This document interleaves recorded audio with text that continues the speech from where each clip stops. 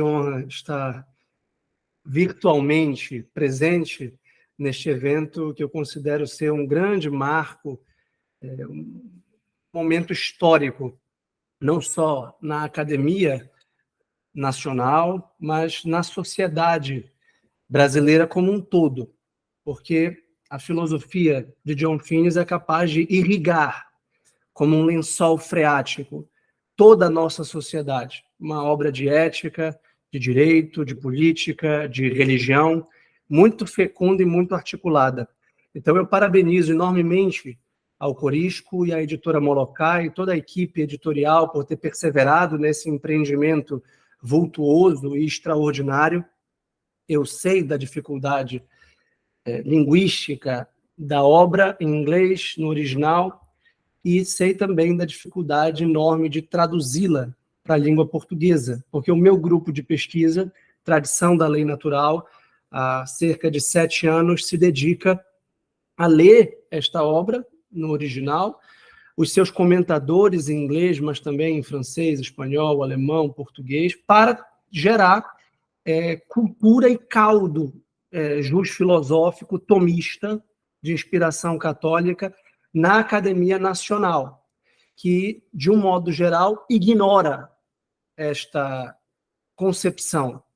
Então, a gente sabe da dificuldade que isso tem e o mérito, portanto, de ter superado esta dificuldade e publicar esses volumes de ensaios reunidos do grande professor John Finnes. Cumprimento a doutora Ângela, minha amiga, o grande padre Paulo Ricardo Azevedo, sacerdote a quem eu pessoalmente devo tanto, e eu e milhões de brasileiros temos a nossa fé qualificada pela sua inteligência, pela sua doutrina e pela sua piedade, e cumprimento naturalmente o doutor Adib, que coordena os trabalhos esta noite, e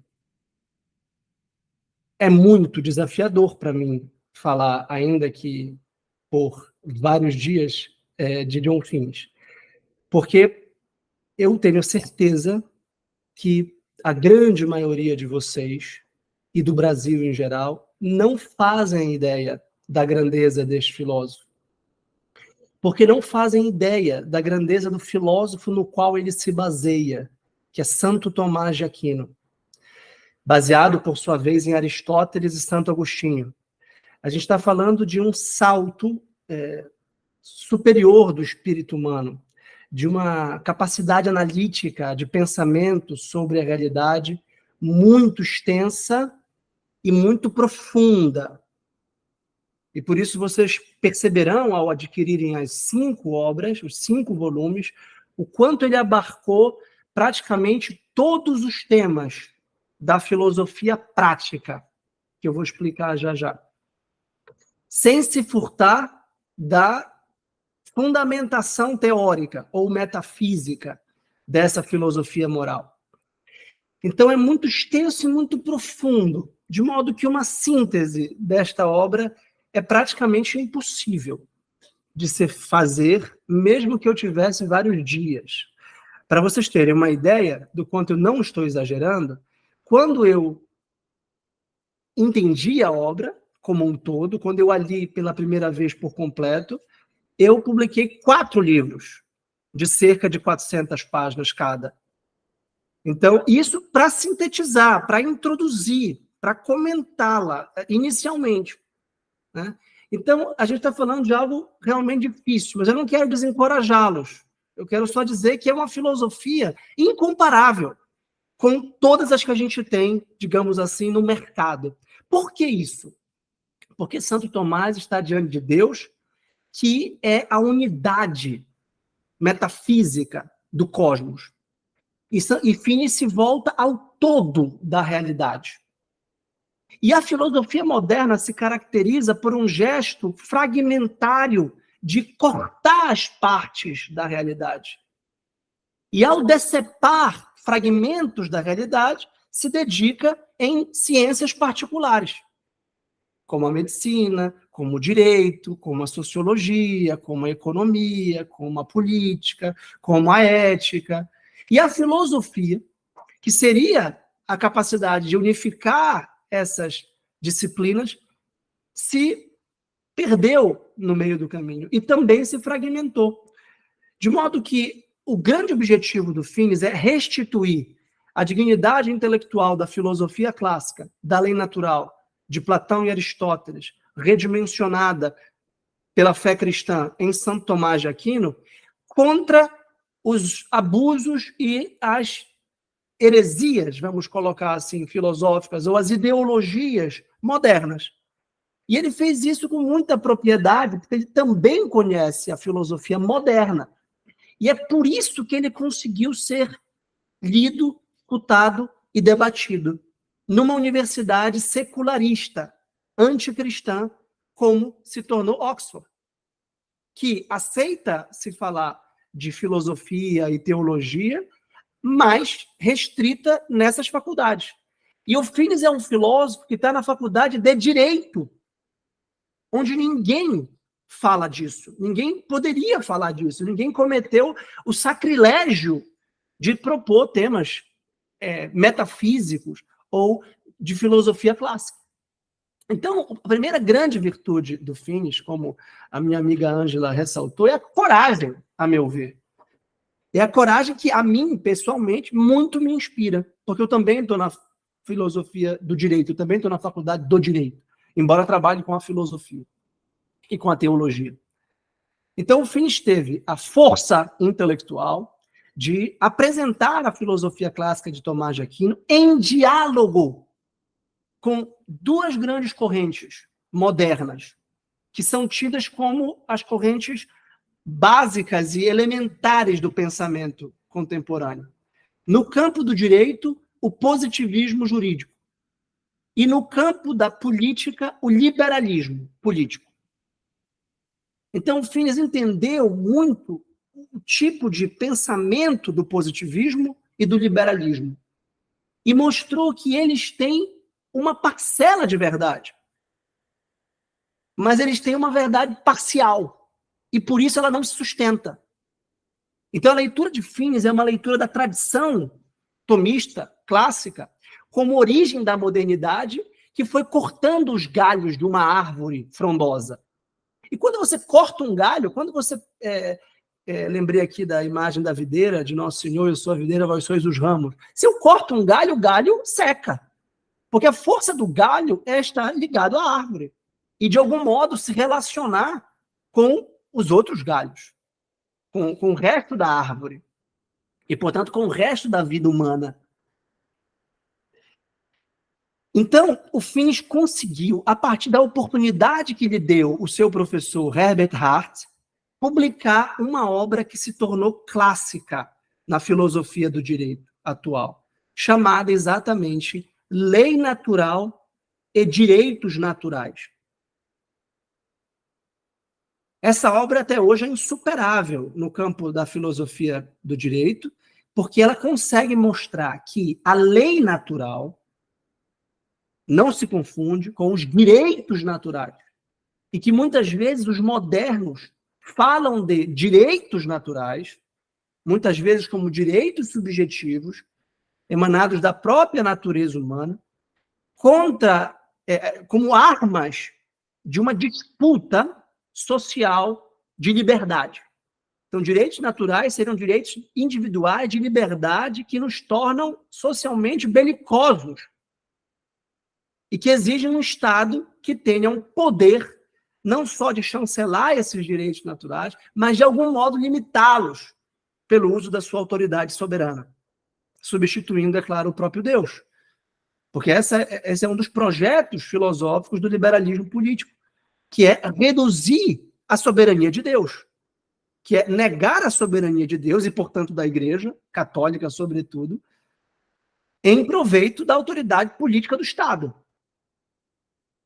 E esse é um tema adjacente, um tema paralelo, o Finis não se dedicou profundamente a isso, mas no volume 5 desses ensaios reunidos, chamado Religião e Razões Públicas, ele trata dessas questões de relação entre o Estado e a Igreja. E aquilo que o Estado não pode revogar, que é a lei natural e a lei divina. Pelo simples fato que o Estado não positivou, não promulgou a lei natural ou a lei divina. O Estado não pode suspender a lei natural. O Estado não pode suspender a lei divina. No entanto, o Estado tem autoridade formal em relação à lei positiva, que positiva a lei natural, que protege a lei natural, que protege a lei divina também, em certos aspectos, que são os aspectos da lei natural. Tudo que for de lei divina e também de lei natural deve ser protegido pelo Estado na forma de lei positiva. Tá? E depois a gente pode aprofundar isso. O fato é que o Finis percebe com muita clareza algo que é evidente para quem estuda a vida social e a vida política a partir da perspectiva intelectual. É que todas as ideias, todas as frases, todos os pensamentos que nós temos na sociedade, ventilados pela mídia, ventilados pelo Congresso, ventilados por livros de divulgação, por canais de YouTube e de mídia digital, de algum modo, remontam a intelectuais, remontam a filósofos, remontam àqueles que conseguem aprofundar e designar o sentido das palavras e dar nome, de algum modo, às coisas. E por isso, uma obra como a do Finis é uma semente que se planta e cujos frutos se podem colher nas próximas gerações. E eu dou 2 exemplos. Tá? Em 2022, no ano passado, o caso da Suprema Corte americana Dobbs v. Jackson mudou a compreensão acerca do aborto e do direito à vida nos Estados Unidos, revogando o caso Roe v. Wade, que era de 1973. Ora, uma decisão de 1973 baseada em argumentos liberais do suposto uso ou da suposta propriedade da mulher sobre o seu próprio corpo, o que permitiria o aborto, né? Negando o direito à vida desde a concepção. 50 anos depois, é possível reverter esta decisão, mudando a compreensão filosófica de que, obviamente, quando há uma gestação, se trata de uma outra vida, e não da parte do próprio corpo da mulher. Né? Então, é claro que argumentos bioéticos sólidos, argumentos morais sólidos, argumentos jurídicos sólidos, apresentados na esfera pública, debatidos com clareza, com transparência, quando isso for possível, na universidade e na esfera pública, permitem uma mudança jurídica na Suprema Corte. Então, a gente tem que entender que a disputa intelectual na sociedade passa também por essas grandes obras de filosofia e esses grandes pressupostos intelectuais do debate público. E quando a gente tem uma mudança do Finis para o Dworkin, ou melhor, do Dworkin para o Finis, Dworkin é o autor norte-americano liberal que defende todas as pautas anticristãs que nós temos colocadas hoje em dia, né? Como a relativização do direito à vida, a relativização do direito ao casamento e assim por diante, da liberdade religiosa, que são os 3 principais temas que o Finis tratou na prática, né? A vida, o casamento e a liberdade religiosa. Mas ele não tratou na prática de um jurista, mas na prática de um filósofo. Tá? Então eu quero, brevemente, passear pelas 5 obras que estão sendo lançadas com vocês, para que vocês entendam o caso geral. Mas antes eu preciso complementar o segundo exemplo da relação entre vida intelectual e acadêmica e prática jurídica e política, que eu mencionei ainda há pouco. Em 1993, houve uma emenda de número 2 na Constituição do Estado americano de Colorado. Tá? Essa emenda proibia qualquer agência estatal de designar orientação, conduta, práticas ou relacionamentos homossexuais, lésbicos e bissexuais como base para status legal protegido. É o que nós temos hoje com essa política identitária de inclusão LGBTQIA+, na nossa sociedade, como algo normal, como algo positivo, como algo natural, inclusivo e assim por diante.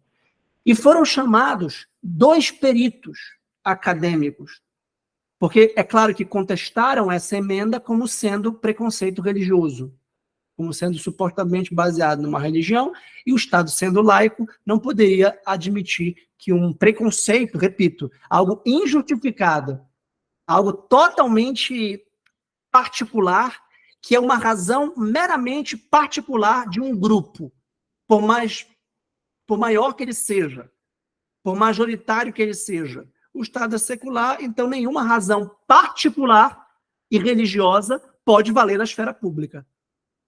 E por isso o Finis diz, esses argumentos de lei natural e de lei divina são de razão pública, porque todos podem perceber a sua validade, e não apenas aqueles que aderem a um credo injustificável. E por isso o nome do volume 5 é Religião e Razões Públicas. E logo mais eu vou explicar o que são razões públicas e a sua relação com o bem comum e com os direitos humanos. Tá? E o Finis foi convocado junto com uma filósofa política americana chamada Martha Nussbaum. E o curioso é que Finis usa Platão, que é um filósofo pré-cristão, pagão, tá? Que viveu numa cultura pederástica, uma cultura em que a prática homossexual com jovens adolescentes, os mancebos, era absolutamente positivada pela cultura e pela lei. E que ele, numa obra importante chamada Banquete, simpósio, né, inclui na sua pedagogia filosófica.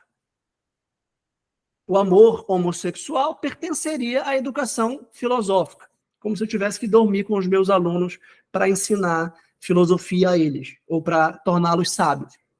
E isso é uma obra de Platão importante, né? O Banquete. Isso que mostra Sócrates muito incluído nesse contexto pederástico.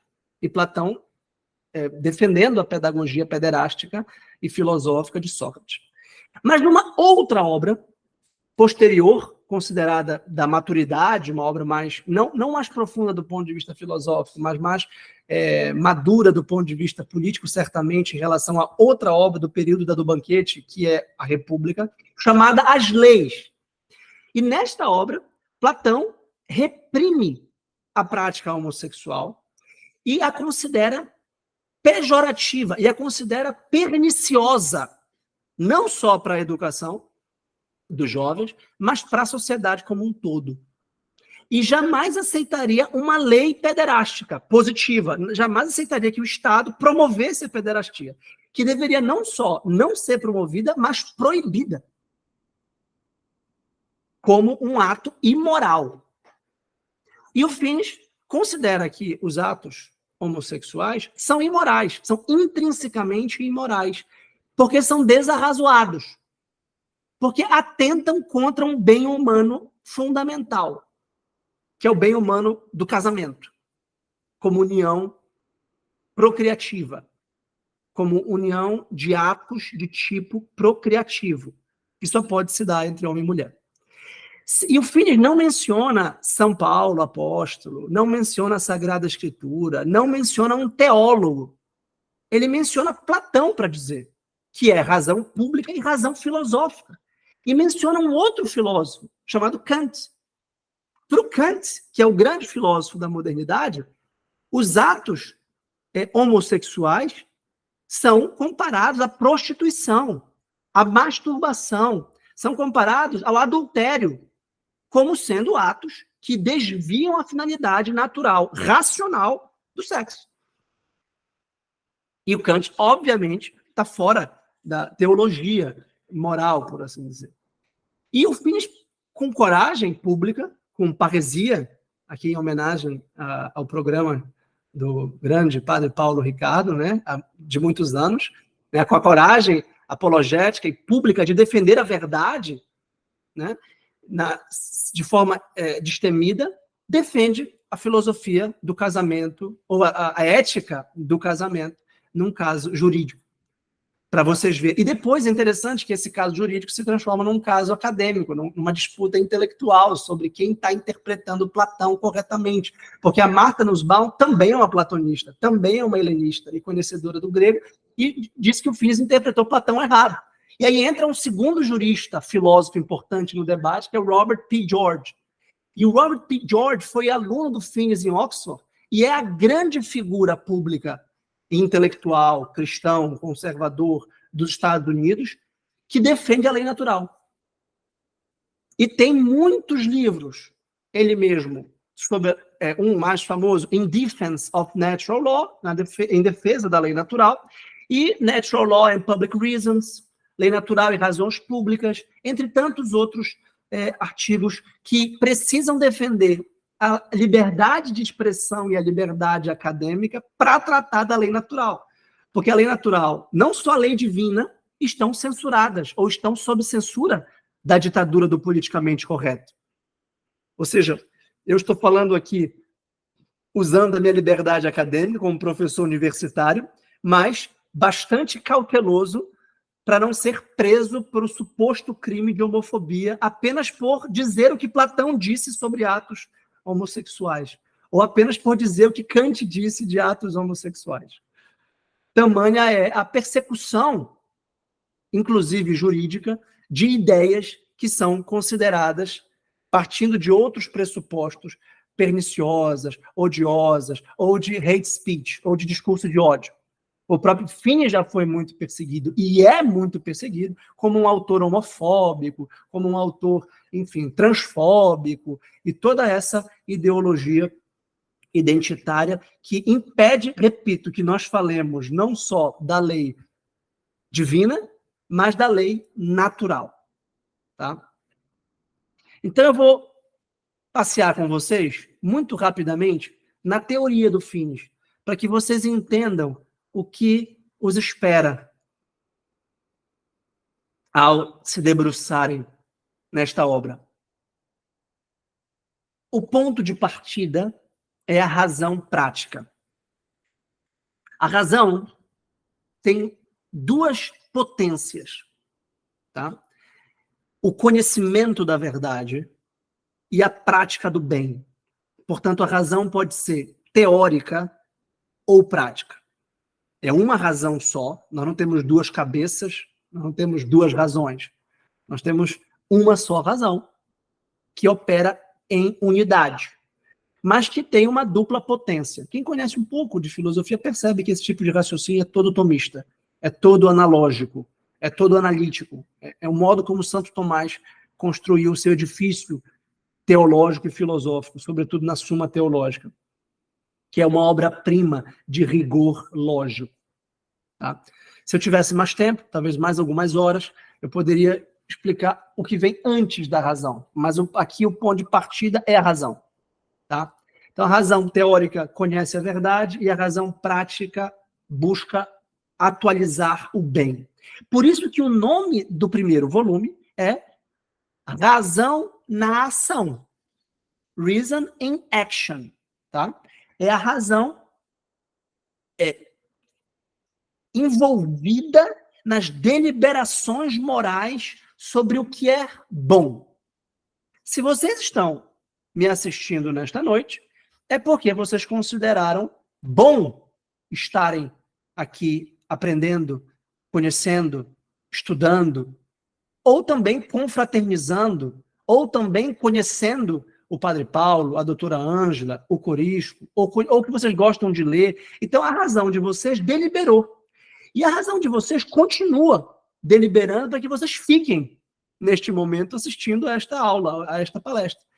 Daqui a pouco vocês podem se cansar ou podem receber uma mensagem convidando para fazer outra coisa e a razão de vocês diz, não, é melhor fazer alguma outra coisa, é melhor sair.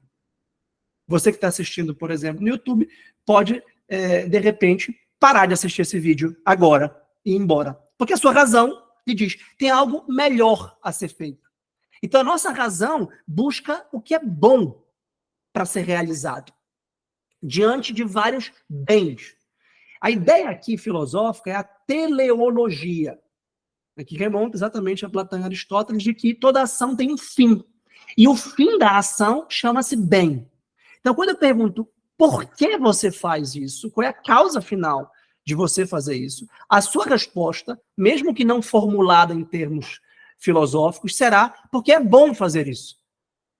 Por que você está estudando? Porque é um bem o conhecimento. E por que você está conversando com um amigo? Porque a amizade é um bem. E por que você está indo na farmácia comprar um remédio, ou dormindo, ou comendo? Porque a vida é um bem, a saúde é um bem. E eu preciso de um remédio, de uma comida ou de um sono para ter vida boa. Né? E por que você vai à igreja rezar? Ou por que você vai fazer um exame de consciência e uma oração mental antes de dormir? Porque a religião é um bem, o contato com Deus. E por que você vai praticar esporte e lutar karatê? Né? Porque o jogo, incluindo o esporte, é um bem. Então, o grande núcleo da razão prática, a teoria da lei natural, é uma ética dos bens humanos básicos. E bens humanos básicos são aqueles bens fundamentais a que todo o ser humano está naturalmente inclinado por causa da sua própria natureza. Tá? E de modo que eu não preciso justificar ulteriormente por que eu os busco. Eles já são uma resposta final da minha investigação. De modo que eu tenho bens finais e intermediários, bens básicos ou fundamentais e bens utilitários, e bens penúltimos, bens últimos e penúltimos. Se eu pego um táxi ou um Uber, né? Você vai perguntar, para onde você vai? Ele fala, bem, eu vou para a biblioteca estudar. Ah, bom, tá legal. Mas eu posso usar o conhecimento que eu estou aprendendo na biblioteca para outra coisa. Aí você pode me perguntar, por que você está estudando? Não, porque eu quero passar no concurso. Ah, sim, você quer passar no concurso. E por que você quer passar no concurso? Não, porque eu quero ter estabilidade financeira de uma carreira jurídica e ganhar dinheiro. Ah, muito bom. E por que você quer ganhar dinheiro? Não, eu quero ganhar dinheiro porque eu quero sustentar a minha família. Ah, sim, muito bem. E por que você quer sustentar a sua família? Não, porque eu os amo muito e eu sou casado com a minha esposa Laís e tenho 4 filhos e tá bom, e por que você ama a sua esposa e está casado? Não, porque é um sacramento do matrimônio, eu recebi uma vocação de Deus específica de casar e de fazê-la feliz e de educar. Tudo bem, e por que você faz isso de Deus? Por que você reconhece a vocação de Deus? Bem, eu não estou conseguindo mais responder, porque eu já estou dando todas as respostas e todas as... Até você chegar e dizer, porque eu quero ser feliz. E porque eu sou feliz. Ou melhor, porque eu busco a felicidade. A felicidade depende da prática do bem, das virtudes. E a ética das virtudes é a contraparte psicológica da ética da lei natural, em Tomás de Aquino. Então, em Santo Tomás de Aquino, a gente tem uma psicologia moral das virtudes que está intrinsecamente ligada à ética da lei natural e dos bens humanos básicos, porque a virtude realiza o bem. Então, falar de virtude e falar de lei natural é complementar em Santo Tomás. Isso explica boa parte dos meus livros, porque eu explico toda essa relação. E é interessante que a lei natural é estudada no direito e a virtude na ética, na filosofia. E muitas vezes quem estuda filosofia não estuda direito, quem estuda direito não estuda filosofia. Mas se você estuda Finis e Tomás de Aquino, você não pode se dar ao luxo de fragmentar a ética dos bens humanos básicos, da lei natural, com a ética das virtudes. E onde eu vou chegar depois, a lei positiva, que é uma necessidade da razão prática. Então, o Finis lista na primeira obra os bens humanos básicos e percebe o seguinte: vida, sociabilidade, conhecimento, experiência estética, jogo, religião e razão prática são autoevidentes e são buscados por todos, mesmo por aqueles que os neguem. Então, ao buscar esses bens humanos básicos, nós usamos a nossa razão prática, no nível privado e no nível público. No nível privado, no exemplo que eu dei, eu estou dando um exemplo da minha vida, ou da vida de uma pessoa que estuda, que trabalha, que pega o Uber, e que passa num concurso, e que precisa sustentar sua família, e que casa, e que serve a Deus, etc. eu tenho um plano de vida. E esse plano de vida é arquitetado pela razão prática. Mas eu só posso ter esse plano de vida porque existe um plano de vida social. E é aqui que entra o direito. E a gente vai para o volume 3 e 4. Direitos humanos e bem comum. E o volume 4, filosofia do direito. Porque o direito organizará a nossa vida social a partir da lei positiva, da lei do Estado. Porque no uso, na busca de realização dos meios humanos básicos na vida de cada um, haverá conflitos de cooperação. Por 2 motivos. Porque os bens humanos básicos são incomensuráveis entre si. Tá? Eu posso buscar a religião e você pode buscar o esporte. Eu posso buscar o conhecimento e você pode buscar a música. E eu não posso, a priori, antes de uma deliberação moral, dizer que a religião é mais importante do que a vida ou o conhecimento da experiência estética e assim por diante. Então, é sempre na prática da razão que nós estabelecemos critérios para buscar os bens. E cada bem humano básico é plural. Então, eu posso buscar o karatê ou o judô. Eu posso buscar o futebol ou o basquete, o vôlei ou a corrida. Dentro de um único bem humano básico, que é o jogo. E, a priori, eu não posso decidir que o catolicismo é superior ao protestantismo ou o cristianismo é superior ao islamismo. E, por isso, haverá, porque nós somos racionais e sociáveis, conflitos de cooperação. Haverá divergências. Sempre. E divergências de cooperação só podem ser resolvidas de 2 modos. Por unanimidade ou por autoridade. A unanimidade é quando todos a 100% aceitam uma proposta. E isso não acontece. Muito menos numa sociedade liberal pluralista, marcada pela liberdade individual e pela possibilidade de todo mundo fazer o que quiser, independente das razões morais dessa ação. As ações devem ser aceitas. Né? É uma visão liberal muito diferente desta que a gente está apresentando.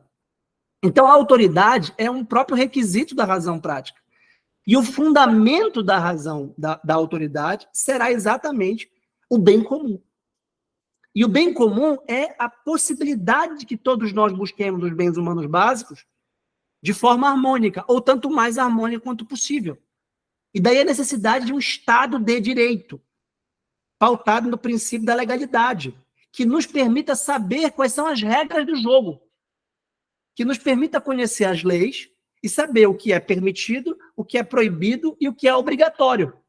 Porque sabendo o que é permitido, sabendo o que é proibido e sabendo o que é obrigatório, eu vou respeitar os direitos positivos e humanos dos outros, sem que eu precise de uma ética individual robusta e sábia para obedecer ao bem comum. Então, o Estado é uma instituição pedagógica que me educa como cidadão a desenvolver a razão prática pública, na esfera pública. Por isso eu não posso matar. Eu não posso matar não porque eu defenda o direito à vida ou o valor da vida do ponto de vista do meu plano de vida e da minha concepção moral ou religiosa. Eu não posso matar porque o homicídio é crime, porque os outros têm direito à vida. Eu não posso tirar a vida de um inocente. E isso é de lei natural. Eu deveria saber disso pela minha razão prática. Eu facilmente chego a esta conclusão pela minha razão prática. Mas mesmo que eu não chegue a esta conclusão, existe uma lei no Código Penal. E isso é fundamental para que todos sigam a lei natural. Embora eu não esteja dizendo que lei natural se confunda com lei positiva. E nem que a lei positiva não tenha como requisito de validade a forma jurídica de promulgação. Porque, vejam, a definição de Santo Tomás de lei, que é a base do pensamento de fins, é exatamente uma ordenação da razão promulgada pela autoridade competente para cuidar do bem comum. Então, aqui eu tenho as 4 causas da lei. A promulgação é a causa material, a autoridade é a causa eficiente, a razão é a causa formal e o bem comum é a causa final. Então, como o Estado nos faz cuidar do bem comum? O bem comum é um requisito da razoabilidade prática, a que nós chegaríamos, repito, se fôssemos plenamente saudáveis do ponto de vista moral e plenamente virtuosos. Mas nem todos o somos. Então, o Estado nos educa, o Estado promove o bem comum por meio da lei positiva que permite que os cidadãos busquem a lei natural. E não impeçam que os outros cidadãos realizem a lei natural.